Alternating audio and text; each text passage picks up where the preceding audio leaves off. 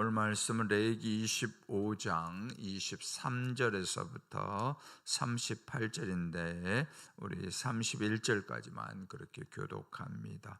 레위기 25장 23절에서부터 31절까지 우리 교독하도록 합니다. 구약 186면에 있습니다.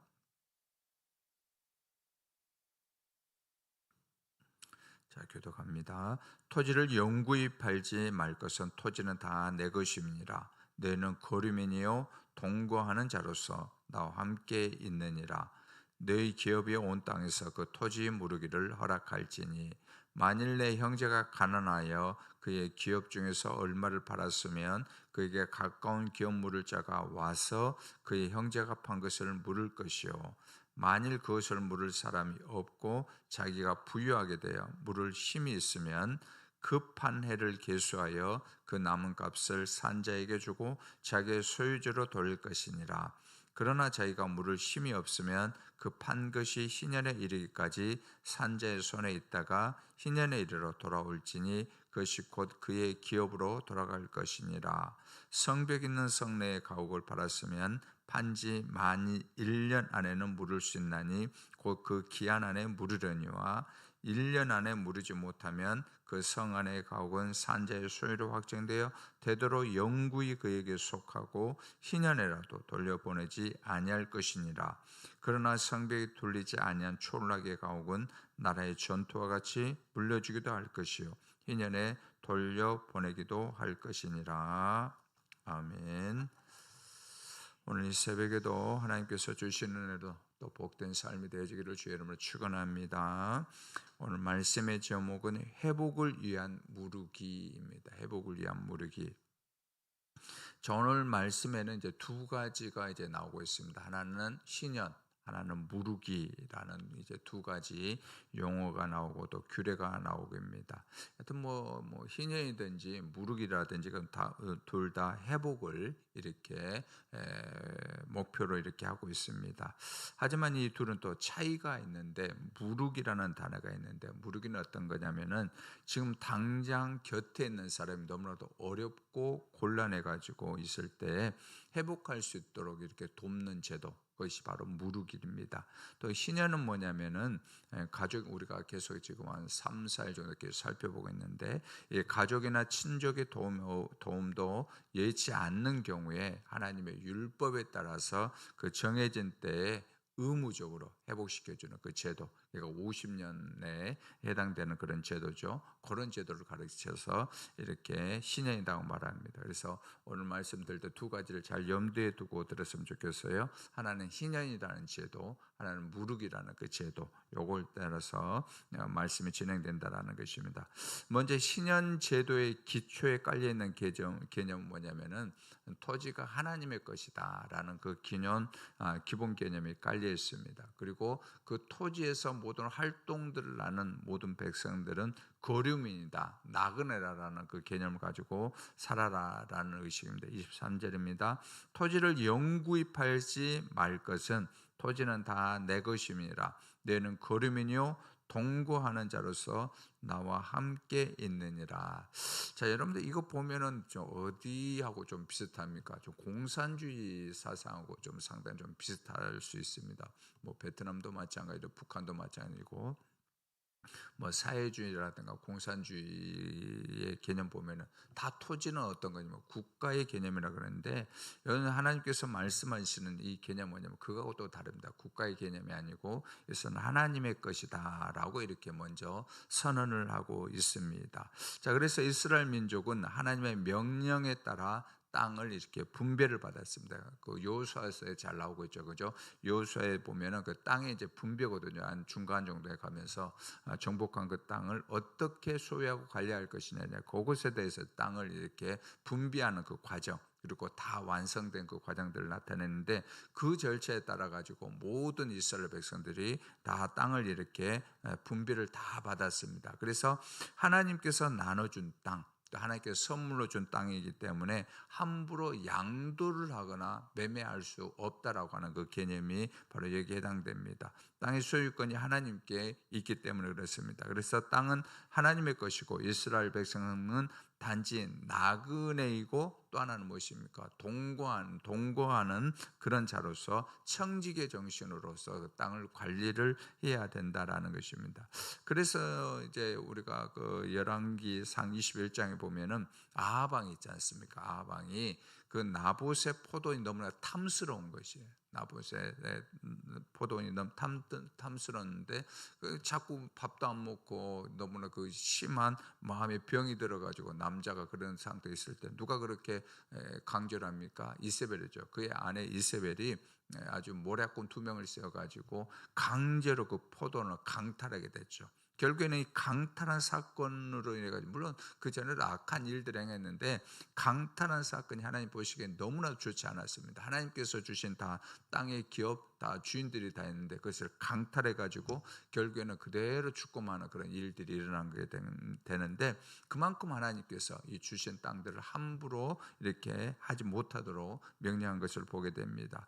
자, 그런데 누군가가 경제적으로 어려워서 땅을 팔 경우에는 친척의 도움을 받거나 또 경제가 회복됐을 때는 그 땅을 다시 찾아올 수 있도록 이것이 제도적으로 했는데 이게 희년이죠. 자, 24, 25절입니다. 너희 기업이 온 땅에서 그 토지 무르기를 허락할지니 만일 내 형제가 가난하여 그의 기업 중에서 얼마를 팔았으면 그에게 가까운 기업 물을 자가 와서 그의 형제가 판 것을 물을 것이요. 아멘. 자, 토지 무르기 제도는 단순한 그런 거래 규정이 아닙니다. 가난으로 인해 가지고 땅을 잃은 사람이 안전히 이제 무너지지 않도록 가장 가까운 사람이 나서서 그의 기업을 다시 회복시켜주는 회복의 장치입니다. 하나님은 누구도 가난 때문에 삶이 끊어지는 것을 원하지 않으셨습니다. 그래서 공동체 아닙니다. 그래서 이스라엘 백성 안에서 다시 일어날 길을 열어주는 게 바로 이 신년의 장치입니다. 이 제도는 매우 현실적인 제도였습니다. 땅을 산 사람은 원주인이 되찾겠다고 할 때 거부할 수가 없었습니다. 내가 이 땅을 다시 내게로 돌려주시오. 거기에 상응하는 값을 지불했을 때는 어떻게 합니까? 거기에 돌려줄 수밖에 없었던 그 제도가 있었습니다. 예를 들어 희년까지 10년이 남았다고 한번 해봅시다. 10년이 남았을 때에 그 이스라엘 돈의 그 단위가 있죠. 그 100세겔에 샀다면은 3년 뒤에는 어떻게 했냐면 70세겔만 받고 돌려주는 그 제도가 바로 여기에 해당됩니다. 그래서 땅을 산 사람, 지금 우리의 어떤 경제 개념은 좀 다릅니다. 그 당시에 땅을 산 사람은 소출을 얻을 수 있지만 매매 차익으로 이익을 남길 수가 없는 그런 제도가 바로 이 제도였습니다. 자, 이 말은 분명합니다. 이스라엘 토지 거래는 돈을 불리는 그런 수단이 아니라 어려운 이웃을 살리는 그런 어떤 개념이었다라는 것입니다. 그러니까 이거 우리하고는 전혀 다른 개념이라는 것을 보게 됩니다. 하나님의 원리는 여전히 동일합니다. 우리는 경제 생활을 하면서도 얼마를 더 벌 것인가 거기에만 초점이 있는 것이 아니라 누군가를 어떻게 살릴 것인가 함께 생각을 해야 됩니다. 요즘 우리나라 기업들도 이런 부분에서는 많이 좀 나아진 것 같습니다. 옛날에는 그냥 돈만 버는 것으로 이렇게 기업을 이렇게 운영했는데 요즘 많은 어떤 사회 환원이라든가 또 어떤 공헌들이 이렇게 하는데 상당히 긍정적인 이런 방법으로 여겨집니다. 바로 이런 것들이 뭐냐면은 하나님께서 기업을 또 주고 우리한테 어떤 경제 활동을 주는 그런 근본적인 목적이다라는 것을 우리가 보게 됩니다. 그리고 이 말씀은 결국 복음으로 이어집니다. 우리는 스스로의 힘으로 회복할 수 없는 존재이지만 하나님께서 친히 우리의 가까운 친족이 되어 주셨죠. 누구를 통해서요? 예수 그리스도를 통해서 우리의 모든 값을 치러 주시고 우리를 다시 사셔서 잃어버린 하나님으로부터 다 잃어버린 그런 기업이었는데 예수 그리스도를 통해서 우리에게 다시 한번 잃어버린 기업을 회복하게 해주셨다라는 것입니다. 그러므로 우리는 더 이상 움켜쥐는 그런 사람이 아니라 흘려보내는 사람, 누군가의 회복을 돕는 사람으로 살아가야 된다는 것입니다. 바로 이것이 오늘 하나님께서 우리에게 주신 말씀입니다. 자, 그런데 이제 토지하는 땅하고는 좀 다르게 가옥이 있는데, 가옥을 어떻게 할 거냐? 요것도 이제 성 안에 있는 가옥이 다르고 또 성 밖에 있죠. 초락에 있는 그런 어떤 가옥들을 다르게 이제 규정을 해놨는데, 거기 29절에서부터 31절에 나와 있습니다. 자, 제가 읽습니다. 성벽에 있는 성내의 가옥을 팔았으면 판지 만 1년 안에는 물을 수 있나니 곧 그 기한 안에 물으려니와 1년 안에 물으지 못하면 그 성 안의 가옥은 산자의 소유로 확정되어 대대로 영구히 그에게 속하고 희년에로 돌려보내지 아니할 것이니라. 그러나 성벽이 돌리지 아니한 촌락의 가옥은 나라의 전투와 같이 물려주기도 할 것이요 희년에 돌려보내기로 할 것이니라. 아멘. 여기 두 가지가 나오고 있죠. 성 안에 있는 그 가옥인 경우에는 1년 안에 물을 수가 있는데, 그런 어떤 환경이라든가 상황이 여의치 아니하면은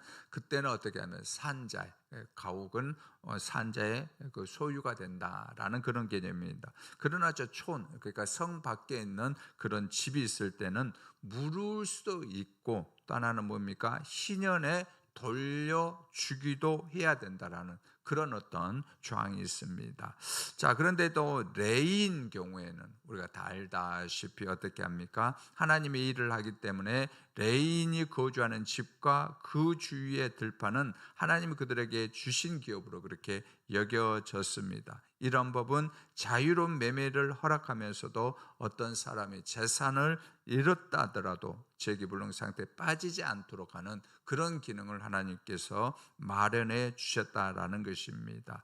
자, 하나님은 이웃이 땅을 팔아야 할 정도로 가난하게 됐다면은 35절에 보면 어떻게 하라고 말씀했느냐면은 그를 도와 거류민이나 동거인처럼 함께 생활하라라고 말씀합니다. 자, 이 말은 뭐냐면은 경제적으로 어렵게 됐죠. 아주 파산이 됐을 때 땅을 판 경우가 있지 않습니까? 그 사람이 살던 곳을 떠나서 이곳 저곳을 정말로 궁핍한 사람처럼 떠돌아다니게 하지 말아라. 같은 백성이기 때문에, 같은 이웃이기 때문에 그렇게 하지 말라라는 뜻입니다. 그래서 땅을 판 사람은 산 사람, 그 사간 사람 있지 않습니까? 그 사간 사람의 소장농이 돼서 자기 소유했던 그 땅에서 일을 하고, 또 하나 어떻게 하면 그 소출의 일부를 싹수로 이렇게 받게 되죠. 그러면 이제 몇 년 동안 뭐 10년의 일이라든지 뭐 몇 년의 일이라든지 간에 열심히 일하면은 이제 재산을 축적하게 될 수 있겠죠. 돈을 이제 벌게 된단 말입니다. 그러면은 신연법 때문에 땅의 가격은 해마다 이제 떨어지게 되는 거죠. 떨어지면은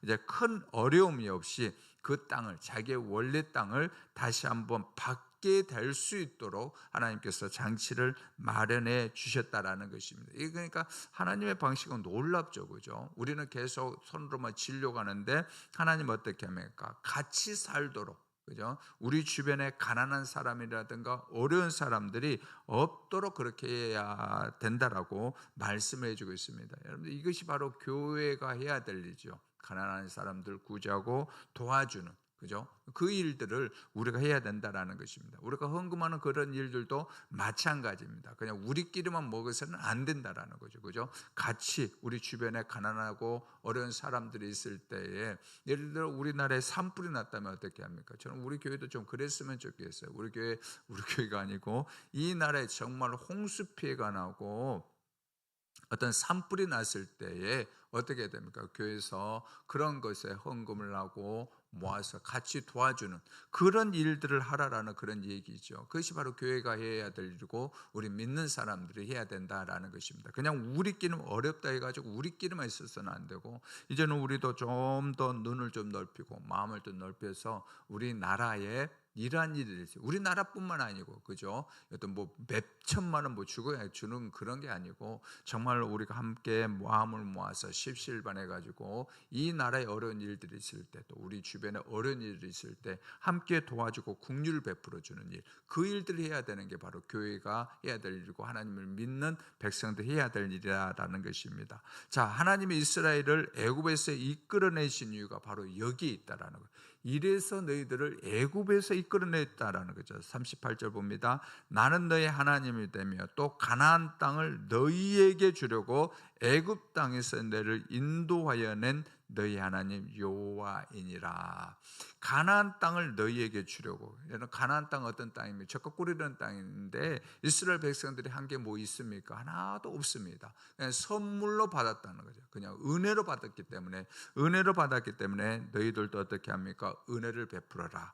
너희들 국률로 받았기 때문에 국률을 베풀어라 라고 이렇게 말씀을 해주고 있습니다. 자, 하나님의 이스라엘 백성들에게 자신들이 받은 자비를 잊지 말라라고 얘기를 하고 있습니다. 그들이 누리는 안락과 풍요는 결코 스스로 이룬 것이 아니라 전적으로 하나님께서 베풀어 주신 사랑과 자비와 은혜이기 때문에 그렇습니다. 자, 이스라엘 백성들이 그랬다면 예수 그리스도의 사랑과 자비를 입은 우리는 얼마나 더 적극적으로, 교회는 얼마나 더 적극적으로 우리 주변의 이웃과 우리나라를 위해서 돌보아야 되겠습니까? 여러분, 세상은 작은 이익을 위해서 배신을 하는 일들을 여러 가지로 보게 됩니다. 그러나 우리는 하나님 우리에게 베풀어 주신 그 은혜를 기억할 때 우리는 결코 이웃을 향한 그 긍휼함에 인색해서는 안 됩니다. 우리가 하나님의 뜻에 순종할 때 모든 사람을 공평하게 하시는 하나님의 뜻이 우리 삶 가운데, 공동체 가운데 드러날 거에 될 것입니다. 하나님은 자비의 아버지십니다. 궁핍하고 약한 자들을 위한 그 길을 마련하시고 그 자비가 삶 속에서 드러나기를 원하십니다. 그러므로 히브리서 13장에 나와 있는 것처럼 선을 행함과 서로 나눠주기를 잊지 말라. 하나님은 이 같은 제사를 기뻐하시느니라 라는 말씀처럼 기쁨으로 우리 이웃을 돌아보고 실제로 나누는 그런 삶을 살아가야 됩니다. 우리가 그 은혜를 기억하며 이웃을 향해 손을 내밀 때 하나님은 우리의 수고를 헛되게 하지 않으시고 우리 삶 위에 분명한 열매와 은혜를 더하여 주실 것입니다. 이 은혜를 날마다 실제로 경험하며 살아가는 우리 귀한 권속들 다 되어지기를 주의 이름으로 축원합니다. 사랑의 우리 아버지 하나님, 가나안 땅을 하나님으로부터 선물 받은 이스라엘 백성들이 어려운 상황에 놓은 이웃들에게 희년과 무르기를 통해서 자비를 드러내야 했듯이 예수님의 십자가와 사랑과 용서, 은혜를 입은 우리 또한 선을 행함과 서로 나눠주기를 잊지 않게 하여 주옵소서. 그래서 하나님께서 우리의 수고를 헛되게 하지 않음을 경험하는 삶이 우리 가운데 있게 하여 주옵소서. 이 새벽에 간구하며 아뢰며 나가는 우리 귀한 권속들에게 크신 은혜와 복으로 함께 하시고 또 온라인으로 동참한 모든 분들에게도 동일한 은혜를 베풀어 주옵소서. 믿사옵고 예수님의 이름으로 기도드리옵나이다. 아멘. 하늘에 계신 우리 아버지여, 이름이 거룩히 여김을 받으시오며 나라가 임하옵시며 뜻이 하늘에서 이룬같이 땅에서도 이루어지이다. 오늘날 우리에게 일용할 양식을 주시옵고 우리가 우리에게 죄진 자를 사하여 준 것 같이 우리의 죄를 사하여 주시옵고 우리를 시험에 들게 하지 마시옵고 다만 악에서 구하옵소서. 되게 나라와 권세와 영광이 아버지께 영원히 있사옵나이다. 아멘.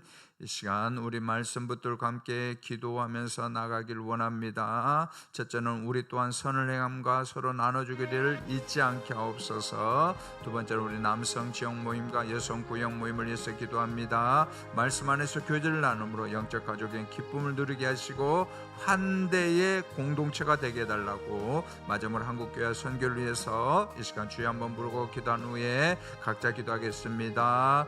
주여, 아버지 하나님, 이 시간에 주님 앞에 간절히 기도합니다. 우리 또한 이스라엘 백성들처럼 하나님의 마음처럼 선을 행함과 서로 나눠주기를 잊지 않게 하여 주옵소서. 우리 귀한 남성 지역 모임과 여성 구역 모임을 축복하사 말씀 안에서 교제를 나눔으로 영적 가족의 기쁨을 누리게 하시고 환대의 공동체가 되어줄 수 있도록 은혜를 베풀어 주옵소서. 이 한국교회를 기억하시고 어려움 가운데 있지만은 아버지 하나님 성령 의지하고 살아계신 하나님 의지하고 믿음으로 나가는 교회 되어지게 하시고 이래 아버지 하나님 선교와 전도의 불이 끊이지 않도록 역사하여 주옵소서.